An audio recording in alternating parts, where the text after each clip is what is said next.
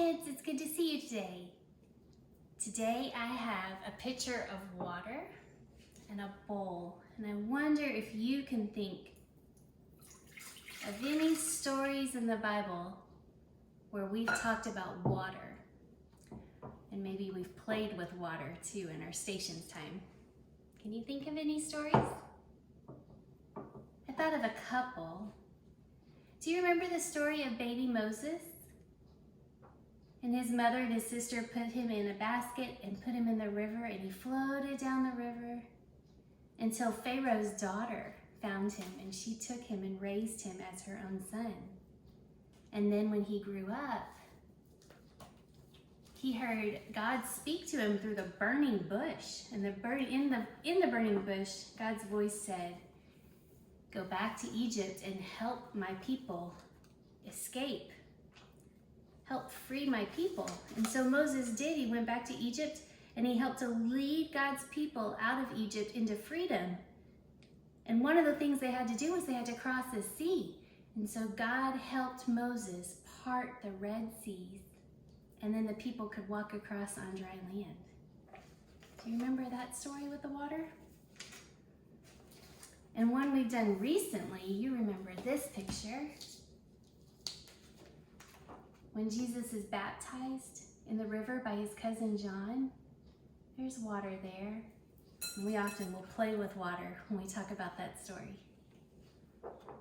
There's another story today that takes place on the night that Jesus had his last supper with his 12 disciples, his closest friends.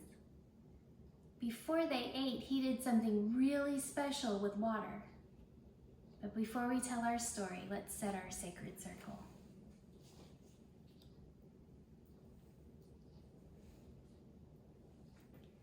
We remember God the Creator, God the Son, and God the Holy Spirit. And this is the symbol we use when we talk about Jesus' baptism, isn't it? God the Holy Spirit. And we've made a triangle here. And what's in the middle of our triangle? That's right, love.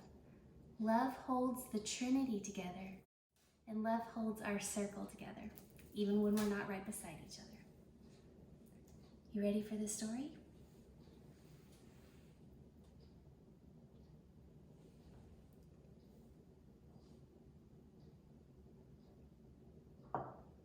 On the night that Jesus had his last supper with his friends, they went up into an upper room. Two of the disciples had prepared the meal for the group of friends. And it was about time to start to eat. And Jesus got up and did something that was very nice for everyone. Then people wore sandals all the time, and they walked on dirty, dusty dirt roads. So their feet got really, really dirty. And this was kind of a special meal. And so a lot of times when you would go into somebody's house for this special meal, someone there might serve you by helping you clean your feet. Wouldn't that feel nice at the end of a long, hot day and before a nice meal to get your dusty, dirty, yucky feet cleaned?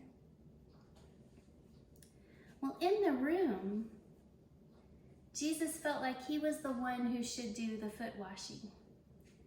So he took a towel, and there was a basin there, and he filled it with water.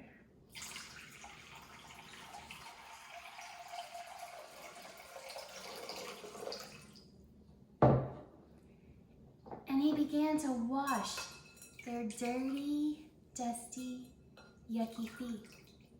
And Peter said, "Oh, don't wash my feet. You shouldn't be doing that." "I should be washing your feet," Peter said.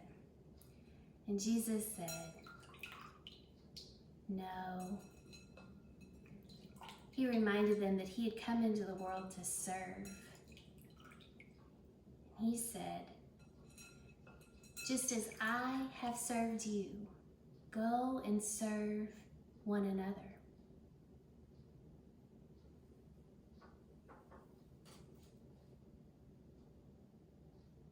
I wonder how you'll serve someone you love today.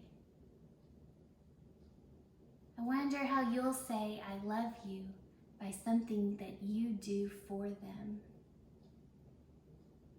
The disciples felt so loved and cared for to have their teacher wash their feet. How will you make someone feel loved and cared for today? We love you so much, kids, and we'll see you soon. Bye-bye.